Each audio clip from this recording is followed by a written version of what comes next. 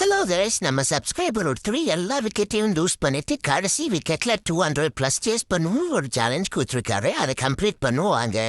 ஆரம்பிக்கலாமா? போர்டிங்ல போட்டு முடிச்சாச்சு. நேரம் சேசிங் போயிடலாம். என்ன சேசிங் தான் நம்ம சேலஞ்சோட மெயின் பார்ட். பார்த்தீங்கன்னா 364 ரன் அடிச்சிருக்காங்க. ஏன்னா விக்கெட் லூஸ் பண்ணணும்னா ரன் கொஞ்சம் அதிகமாக இருக்கணும்.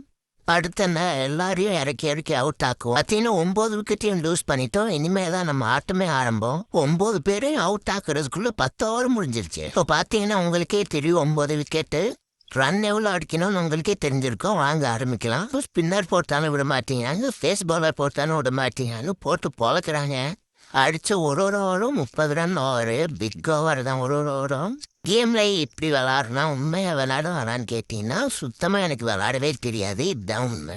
அடுத்து பார்த்தீங்கன்னா கிறிஸ்கேலோட செஞ்சுரி லோடிங் ஆகிட்டுருக்கு. இப்போ நான் தான்டா ஊரோட டாப்பில் இருக்கிறேன்.